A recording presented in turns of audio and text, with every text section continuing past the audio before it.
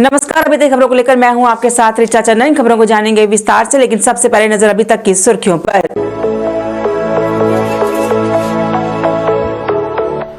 नमस्कार, आदाब, सत श्री अकाल। हम सबके लिए बहुत ही खुशी की बात है कि जिला विकास परिषद और पंचायत बाय इलेक्शन 2020 के पहले 6 चरण के चुनाव शांतिपूर्ण ढंग से हो चुके हैं। आपकी जानकारी के लिए हम आपको ये बता दें कि आखिरी 2 चरण के मतदान 16 और 19 दिसंबर को सुबह 7 बजे से लेकर 2 बजे तक होंगे। चुनावों में नए नुमाइंदे चुनने पर लोगों के रुके कामों को गति मिलेगी। आओ एक बार फिर हम सब बढ़ चढ़कर हिस्सा लें और जमहूरियत को मजबूत बनाएं। हम सबका फर्ज बनता है कि अपने कीमती वोट का सही इस्तेमाल करें और ऐसे नुमाइंदे का चुनाव करें जो इलाके को विकास की तरफ लेकर जाए और हर तरफ खुशहाली लाए। और हाँ, एक बात जरूर कहना चाहती हूँ कि हमें अपना कीमती वोट धर्म व जाति से उठकर देना होगा, बिना किसी लालच और डर के।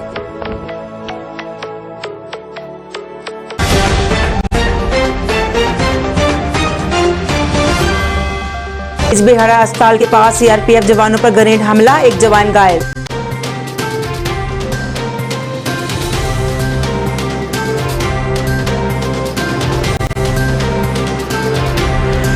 एनएसयूआई ने क्लस्टर यूनिवर्सिटी के खिलाफ एडमिशन को लेकर किया प्रदर्शन, जल्द एडमिशन देने की मांग।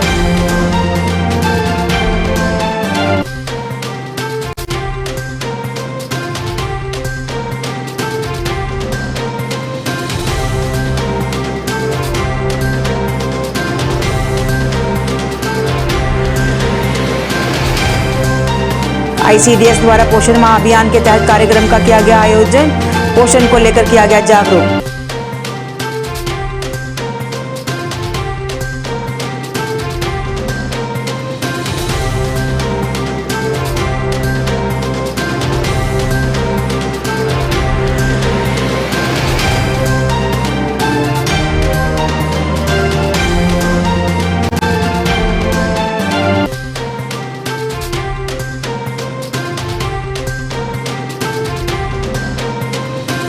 और ऐतिहासिक देवस्थान बाबा पैठ देवता में स्थित एकमात्र सराय की खस्ता हालत से श्रद्धालु परेशान, प्रशासन से की रखरखाव की मांग।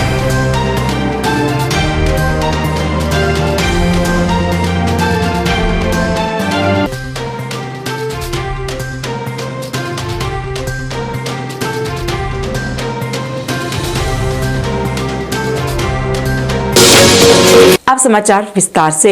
जिला अनंतनाग के बिजबेहाड़ा इलाके में आतंकवादियों ने अस्पताल के पास तैनात सीआरपीएफ जवानों पर ग्रेनेड हमला किया है। इस हमले में सीआरपीएफ का एक जवान घायल हो गया। इससे पहले कि हमला करने वाले आतंकियों के खिलाफ सुरक्षाकर्मी कोई कार्रवाई करते, हमलावर वहां से फरार हो गए। वहीं सीआरपीएफ के घायल जवान को जिला अस्पताल बिजबेहाड़ा में भर्ती करवाया गया है। एनएसयूआई ने एडमिशन की मांग को लेकर क्लस्टर यूनिवर्सिटी के खिलाफ प्रदर्शन किया। उनका कहना था कि एडमिशन न देकर कई बच्चों के साथ भेदभाव किया जा रहा है और उनके भविष्य के साथ खिलवाड़ किया जा रहा है। उन्होंने कहा कि अगर बच्चों को एडमिशन नहीं दी गई तो इसे लेकर क्लस्टर यूनिवर्सिटी के खिलाफ बड़े स्तर पर प्रदर्शन किया जाएगा।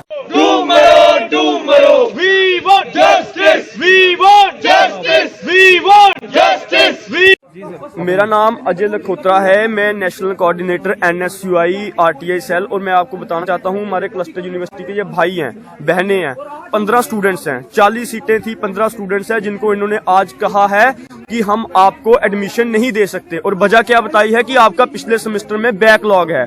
मैं इनको ये बताना चाहता हूँ, मैं खुद इंटीग्रेटेड स्टूडेंट हूँ, मैं 5 ईयर लॉ में हूँ और हमें ये पता है कि इंटीग्रेटेड कोर्स में कैरी ऑन सिस्टम होता है। यदि बच्चे के किन्हीं कारणों से एक आधे सेमेस्टर में कहीं सप्ली आ जाती है तो बच्चों को बिल्कुल भी वहां प्रताड़ित करने की जरूरत नहीं होती। बच्चा अपना नेक्स्ट सेमेस्टर में प्रमोट भी हो जाता है, अपनी क्लासें पढ़ता है और उसको साथ साथ में दूसरा एग्जाम दे सकता है।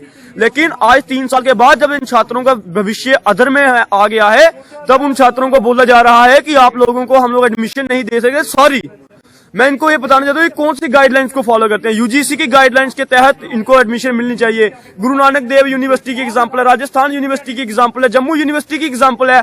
ये कहाँ पे ये क्लस्टर यूनिवर्सिटी है कि कोई बर्मिंघम की यूनिवर्सिटी जो इन सभी कानूनों को नहीं मानती। ये छात्रों के साथ मजाक किया जा रहा है, उनको प्रताड़ित किया जा रहा है। और क्यों कर रहे हैं? क्योंकि छात्र का जो स्ट्रेंथ है वो 15 है। 15 छात्र हैं तो क्या उनकी आवाज नहीं सुनेंगे? हम लोग उनके साथ हैं, वो हमारे भाई बहन है, हम उनके साथ हैं। ये बच्चे कोई बिलावर से आया है, कोई उधमपुर से आया है, हम क्या जो बच्चे यहाँ पे पिछले 2 महीनों से इनके पास चक्कर काट रहे हैं, एप्लीकेशन देते हैं, उनको धक्के मार के एक किस्म से बाहर निकाल देते हैं, उनको सुनते नहीं है उनको। कैसे किन मतलब जी हमारी डिमांड ये है कि बच्चों को जो उनका हक है उसको एडमिशन देनी चाहिए। अगर नहीं देते आने वाले दिनों में एनएसयूआई और सारे मैं सभी छात्र संगठनों को कहूंगा कि ये हमारे भाई बहन अगर यहाँ पे ये इनकी स्ट्रेंथ कम है तो क्या हम इनकी आवाज को दबने देंगे? हरगिज नहीं। अगर एडमिशन इनको नहीं दी जाती तो हम लोग आने वाले दिनों में कड़े प्रदर्शन करेंगे और क्लस्टर यूनिवर्सिटी को दिखाएंगे कि इनकी औकात क्या है। आईसीडीएस प्रोजेक्ट के तहत जम्मू में कार्यक्रम का आयोजन किया गया। इसमें पोषण को लेकर जागरूक किया गया ताकि कुपोषण के खिलाफ मुहिम को सफल बनाया जा सके।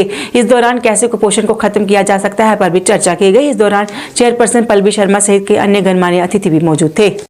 बारे में बताने से पहले मैं आपका स्वागत करती हूँ यहाँ पे, बिकॉज मुझे ऐसा लगता है कि मीडिया एक ऐसा वे है जिसके थ्रू हम अपने ग्राउंड लेवल तक पहुँच सकते हैं और ज़्यादा से ज़्यादा मासेस के साथ जुड़ सकते हैं। तो आज के प्रोग्राम के बारे में अगर मैं आपको बताऊँ तो आज हमने पोषण अभियान पर एक अवेयरनेस कैंप यहाँ पे ऑर्गेनाइज करवाया था। और पोषण अभियान के बारे में अगर मैं थोड़ा सा आपको डिटेलिंग दूँ तो पोषण अभियान चलाने का मेन मकसद ये था कि जो हमारे भारत में माल न्यूट्रिशन के केसेस हैं उनके परसेंटेज काफ़ी ज़्यादा इंक्रीज हो गई थी, उसको डिक्रीज करने के लिए हमारे भारत के माननीय प्रधानमंत्री श्री नरेंद्र मोदी जी द्वारा ये अभियान 2018 में चलाया गया था। और इसी के रिलेटेड आज हम अवेयरनेस प्रोवाइड कर रहे हैं अपनी आंगनवाड़ी वर्कर्स और हेल्पर्स को यहाँ पे इकट्ठा करके। और इस प्रोग्राम में आज हमारे साथ हेल्थ डिपार्टमेंट से डॉक्टर डिम्पल जी भी हैं और जेएमसी को रिप्रेजेंट करते हुए हमारे साथ यहाँ के कॉर्पोरेटर साहब हैं श्री श्यामलाल जी। देन यहाँ के लोकल एसओएस एनजीओ हैं, उनके प्रोग्राम कोऑर्डिनेटर श्री शफत सर जी भी हैं यहाँ पर हमारे साथ। तो मुझे ऐसा लगता है कि जो कोलैबोरेशन में काम होता है, इस कोलैबोरेशन में जैसे आईसीडीएस हमारा डिपार्टमेंट है, हेल्थ डिपार्टमेंट है, जेएमसी है और मोस्ट इम्पॉर्टेंटली जो लोकल एनजीओज हैं या एसओएस हैं, तो अगर हम कोलैबोरेटिव मैनर में काम करते हैं, एक कॉपरेशन दिखता है उसमें, तो उसका कुछ अच्छा प्रोडक्ट निकल के आता है। तो मैं यही उम्मीद करती हूँ कि इसमें ज़्यादा से ज़्यादा लोग पार्टिसिपेट करेंगे और हमारी जो वर्कर्स और हेल्पर्स हैं वो आगे अवेयरनेस प्रोवाइड करेंगे, बिकॉज ये एक चेन बन जाता है।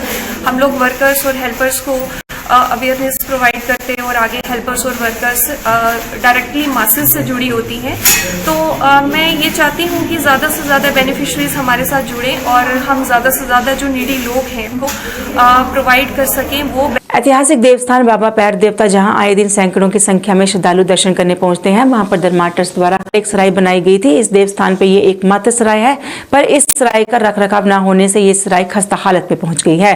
वहां आने जाने वाले श्रद्धालुओं का कहना है कि ये सराय काफी पुरानी है और इसके बनने के बाद कभी इसका रखरखाव नहीं किया गया, जिसकी वजह से श्रद्धालुओं को काफी परेशानी होती है। श्रद्धालुओं ने इसे रखरखाव करने की और यहाँ सभी जरूरी व्यवस्थाएं करने की भी मांग की। सर, इस सराय के लिए हम तो बचपन से इधर बापेट हमारे देवता हैं। ये बापेट के एक निर्माता धर्मस ट्रस्ट जम्मू कश्मीर का मैं काफी समय से इधर आता रहता हूँ, इसको देखता रहता हूँ। आज भी इधर आए थे ऐसे ही अचानक। तो आपके माध्यम से ये बताना चाहता हूँ कि वो तो काफी इसमें ना कोई रिपेयरेंस है। पहले कुछ लोग आते थे इधर, जो टूरिस्ट यात्रा इधर इतनी बढ़ रही है, तो मतलब कि यहाँ ना रुकने का कोई साधन है, ना कोई इसमें फैसिलिटीज है, ना रिपेयर है, ना कुछ है। आप कंडीशन देख सकते हैं अंदर भी इसकी। और धर्मस ट्रस्ट की कितनी जगह है, ना उसको बाउंड्री है, बाहर कैमरा घुमा के आप दिखा सकते हो। तो बस इतना ही कहना चाहता हूँ कि धर्मस ट्रस्ट इस पे थोड़ा गौर करे, थोड़ा अपनी उनके पास फंडिंग भी है, यहाँ पैसा भी लगा सकते हैं वो। इसको जहाँ ज्यादा है वो करेंगे तो जो यात्रा भावपेट देवता की माथा टेकने आती है वो आके यहाँ पे रुक सकते हैं। कभी उनको देर हो जाए या रुकने का कोई मौका मिले तो रुक सकते हैं। तो उनको धर्मस ट्रस्ट को यही कहना चाहूंगा कि वो यहाँ पे आके थोड़ा ध्यान दें, वो कुछ नहीं। कितनी देर से आप यहाँ पर आ रहे हैं? सर, बचपन से हमारा गांव इधर सुरंसर साइड है, हम तो आते ही रहते हैं। हमारे देवते हैं, हम तो हर सीजन में जहाँ कोई मेले होते हैं, जहाँ हम तो आते रहते हैं इधर, हमारे देवते ही हैं। अगर कभी रात को रुकना पड़े तो यहाँ पर कोई बिस्तर वगैरह की व्यवस्था? कुछ नहीं है सर, आप देख सकते हैं, बिल्कुल कुछ भी नहीं है, बिल्कुल खाली है। ये तो वीरान पड़ा है जंगल में, ये तो जंगल के अंदर ही आ गया, समझो जंगल ही बन गया है। तो आप क्या कहना चाहेंगे धर्मा ट्रस्ट को कि किस तरह का ये इसका निर्माण करना चाहिए? तो मैं तो इसको प्लस्तर यहाँ कोई रहने का या कोई सोने का सुविधा हो जाए। किचन भी है, तो आप तो उसमें कैमरा घुमा के देख सकते हैं। बाकी उनकी कितनी जगह थोड़ा बाउंड्री करें तो यहाँ पे काफी लोग आएंगे, रुकेंगे, उनको सुविधा मिल जाएगी। यहाँ के जो भी आते हैं, पंजाब से भी आते हैं, यहाँ पे जम्मू के बड़े सारे आते हैं, अखनूर के बड़े सारे आते हैं, हर जगह से यहाँ लोग आते हैं। धर्मा ट्रस्ट के कर्मचारियों का अपनी मांगों को लेकर प्रदर्शन आज भी जारी रहा। उन्होंने अपनी मांगों को लेकर विश्व हिंदू परिषद कार्यालय के बाहर प्रदर्शन किया और उनकी मांगों को पूरी करने की अपील की। उन्होंने कहा कि वो कई दिनों से अपनी मांगों को लेकर, जिनमें उनका वेतन बढ़ाना, ट्रस्ट को श्राइन बोर्ड के तहत लाना मुख्य रूप से शामिल है, को लेकर प्रदर्शन कर रहे हैं, पर अभी तक उनकी मांगे किसी ने नहीं सुनी। उन्होंने विश्व हिंदू परिषद से उनका समर्थन करने की अपील की। उन्होंने कहा कि अगर उनकी मांगे पूरी नहीं हुई तो वो इसे लेकर उग्र प्रदर्शन करेंगे।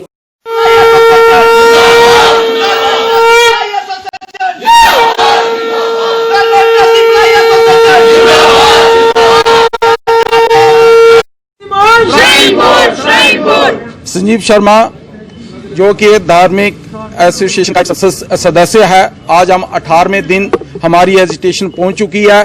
किसी भी कोई भी हमारा सरकारी गैर सरकारी कोई भी हमारी आवाज सुनने को तैयार नहीं बैठा हुआ है।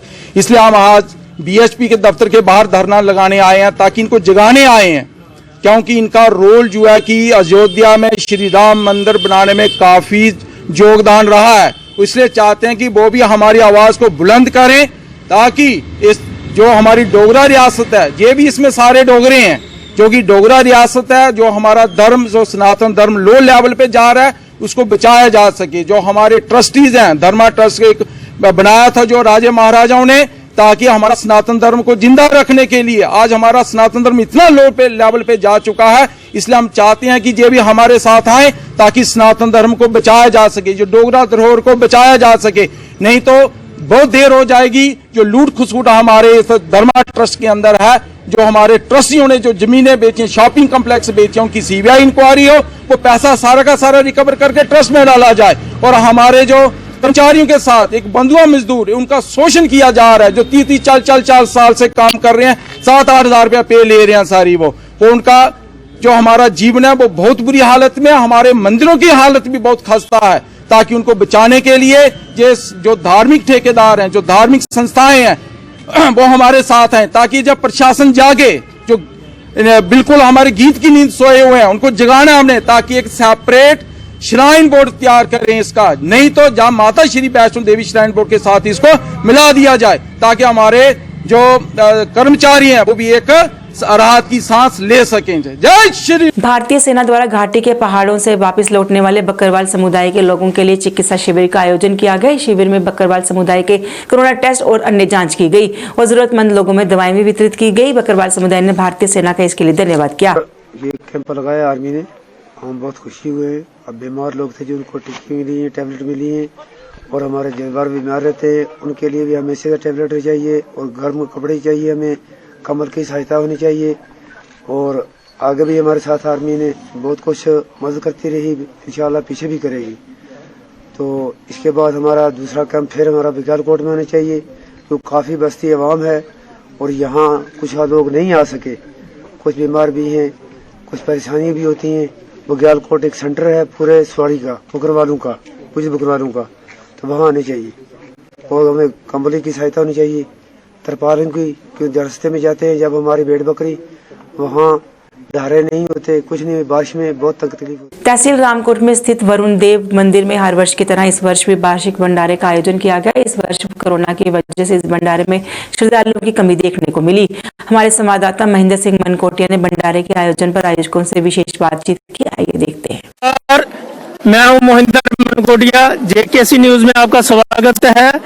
तो आज हम जहां पहुंच चुके हैं वरुण देव में, ये तहसील रामकोट और जिला कठुआ में पड़ता है। एडमिनिस्ट्रेशन की तरफ से दिया गया है, जिसे मैं निभा रहा हूं, और मैं जेकेसी चैनल का और आपका बहुत बहुत धन्यवादी हूं। 40-50 हजार की संख्या में भक्तजन आते थे, माथा टेकते थे, प्रसाद ग्रहण करते थे, लेकिन हालात को देखते हुए और एडमिनिस्ट्रेशन ने बड़ा अच्छा निर्णय, जैसी कि गाइडलाइंस हैं कोरोना महामारी के चलते, उनको सामने रखते हुए समाज सेवियों के साथ, अधिकारियों के साथ, कर्मचारियों के साथ बैठक करके एक अच्छा निर्णय लिया कि जो भंडारे का योजन है उसको बंद रखें, मेला स्थल जो है उसको खाली रखें, लेकिन भक्तों की आस्था को सामने रखते हुए, क्योंकि भक्तों की आस्था जो है उसे हम रोक नहीं सकते। और आपने देखा कि यहाँ पर माना कि कोरोना महामारी से हम इस समय लड़ाई लड़ रहे हैं, लेकिन उसके चलते भी यहाँ 5-7 हजार तक शायद श्रद्धालु अब तक आ चुके हैं, माथा टेका है।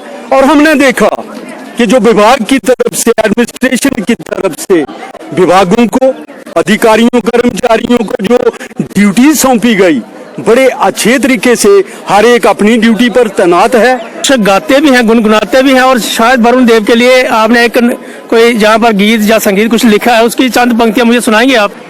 यहीं पे कहीं जो बात इस जगह है कहीं पर नहीं, जो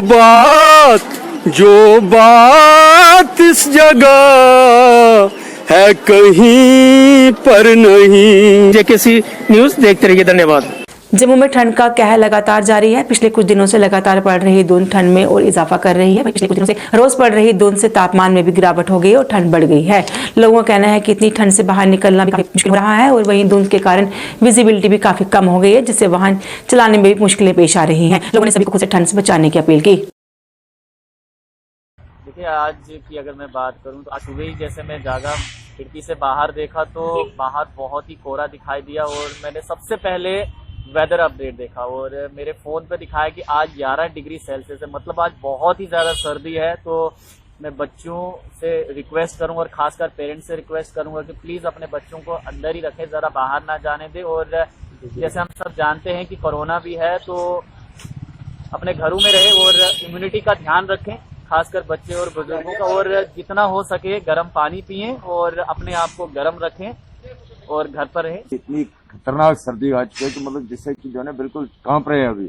तो मेरी रिक्वेस्ट है कि सभी लोगों से कि जो वो आज की डेट में जो अंदर ही बैठे, ज्यादा बाहर ना निकले, खासकर बुजुर्ग और बच्चे, क्योंकि खासकर इधर से जो कोविड काल भी है, इससे भी जो है ना, इससे काफी जो हो सकता है कि मतलब कुछ बढ़ोतरी हो सके। रिक्वेस्ट है सबसे कि वो सब अंदर बैठेंगे, सब लोग, खासकर जो छोटे बच्चे हैं और जो बुजुर्ग हैं। किस तरह प्रकाशन कर रहे हैं आप सर्दी हम कहते हैं गर्म कपड़े पहन लीजिए, आग के साथ साथ रख लीजिए, अपने आप को, शरीर को गर्म रख लीजिए, वैसे कपड़े पहन लीजिए कि जिससे अपना शरीर जो है गर्म रहेगा, ताकि जो अपना जीवन जो है बड़ा कीमती है। पेंडिंग सिलेक्शन लिस्ट जारी करने की मांग को लेकर कश्मीरी युवाओं का प्रदर्शन लगातार जारी है। आज भी उन्होंने प्रदर्शन किया और कहा कि इतने दिनों के बाद भी उनकी मांगी कोई तरफ कोई ध्यान नहीं दिया जा रहा। उन्होंने उनकी मांगी जल्द पूरा करने की अपील की।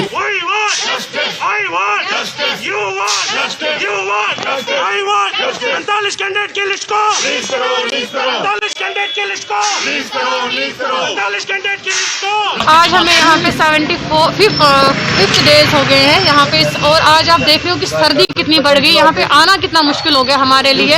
हमें यहाँ पे बैठे बैठे 3 महीने हो गए और राज्य सरकार की तरफ से कोई भी मतलब रेस्पॉन्स नहीं नजर आ रहा है कि वो आखिर चाहती क्या है हमसे। वो चाहते, वो हमें आके बताते क्यों नहीं कि आप लोगों को आखिर करना क्या है। हम उनसे यही कह रहे हैं कि आप इस केस में इंटरवीन कीजिए। जो 45 कैंडिडेट की लिस्ट है आप उसको रिलीज कीजिए जल्द से जल्द। ये 45 कैंडिडेट्स की बात नहीं है, 45 फैमिलीज की बात है।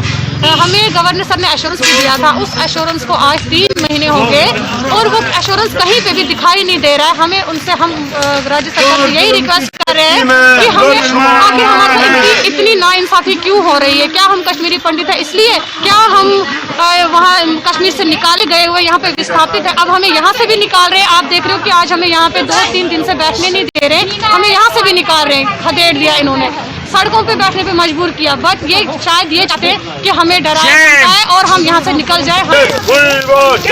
लंगोटिया आरएसपुरा से खोड़ मोड़ तक की सड़क पर तारकोल बिछाने का काम शुरू होने पर स्थानीय लोगों ने खुशी जताई है। उनका कहना था कि इस सड़क पर तारकोल न बिछाए जाने से वो काफी परेशान थे और इस वजह से आने जाने में भी परेशानियों का सामना करना पड़ता था, लेकिन अब ये परेशानी हल होगी। उन्होंने इस दौरान बाकी सड़कों पर भी तारकोल बिछाने की अपील की। ये रोड बने खोड़ तक ही, पर साड़ी ख्वाहिश है कि यह रोड बन जाए पूरा, आने जाने जी है वो ठीक हो जाएगी। ठीक है बने, लेकिन जो कच्चा रोड है सारा पक्का होना चाहिए, लुक पैनी चाहिए। ਤੇ ਅੱਛਾ ਰੋਡ ਬਣ ਜੇ ਤਾਂ ਕਿ ਆਣੇ ਜਾਣੇ ਨੂੰ ਪਰੇਸ਼ਾਨੀ ਕੋਈ ਨਾ ਰਹੇ। ਪਰ ਇਹ ਕਹਿੰਦੇ ਆ ਕਿ ਇਹ ਰੋਡ ਜਿਹੜਾ ਟੋਟਲੀ 1700 ਮੀਟਰ ਤੱਕ ਜਿਹੜਾ ਇਹਦਾ ਠੇਕਾ ਜਿਹੜਾ ਕਿ ਆਪਣੀ ਸਰਕਾਰ ਨੇ ਦਿੱਤੇ ਦਾ ਹੈ। ਉਸ ਦੇ ਅੱਗੇ ਭਊ ਪਿੰਡ ਹੈ, ਖੌੜ ਹੈ, ਰਾਪੁਰ ਹੈ, ਕੁੱਤੂ ਚੱਕ ਹੈ, ਜਿੰਦੜ ਮਿਲੂ ਹੈ ਤੇ ਠਾਣੇ ਤੱਕ ਦਾ ਰੋਡ ਜਿਹੜਾ ਬਣਨਾ ਚਾਹੀਦਾ। ਸਾਡੀ ਖੁਆਇਸ਼ ਹੈ ਇਹ 1700 ਮੀਟਰ ਬਣ ਗਿਆ ਅੱਗੇ ਪੂਰਾ ਖੱਡੇ ਖੁੱਡੇ ਨਾਲ ਤਾਂ ਕਿ ਯਾਤਰੀ ਨੂੰ ਆਣੇ ਜਾਣੇ ਵਾਲੇ ਨੂੰ ਜਿਹੜੀ ਉਹ ਪਰੇਸ਼ਾਨੀ ਨਾ ਹੋਈ। ਇਹ ਰੋਡ ਜਿਹੜਾ ਬਣਿਆ ਬਿਲਕੁਲ ਸਹੀ ਬਣਿਆ ਤੇ मैं कहना कि आगे तक ना रोड जड़ा थाने तक ना बनना चाहिए। अभी तक के लिए बस इतना ही। मुझे मेरे साइट टीम को दीजिए इजाजत और आप देखते रहिए जेकेसी न्यूज़। नमस्कार।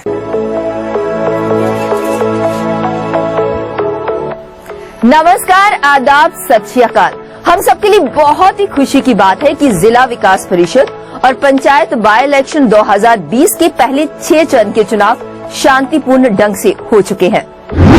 आपकी जानकारी के लिए हम आपको ये बता दें कि आखिरी 2 चरण के मतदान 16 और 19 दिसंबर को सुबह 7 बजे से लेकर 2 बजे तक होंगे। चुनावों में नए नुमाइंदे चुनने पर लोगों के रुके कामों को गति मिलेगी। आओ एक बार फिर हम सब बढ़ चढ़ कर हिस्सा लें और जमहूरियत को मजबूत बनाएं। हम सबका फर्ज बनता है कि अपने कीमती वोट का सही इस्तेमाल करें और ऐसे नुमाइंदे का चुनाव करें जो इलाके को विकास की तरफ लेकर जाए और हर तरफ खुशहाली लाए। और हाँ, एक बात जरूर कहना चाहती हूँ कि हमें अपना कीमती वोट धर्म व जाति से उठकर देना होगा, बिना किसी लालच और डर के। खोने लगी हैं खबरें, दम तोड़ने लगे हैं सरोकार, विचारधारा की लड़ाई में गुम हो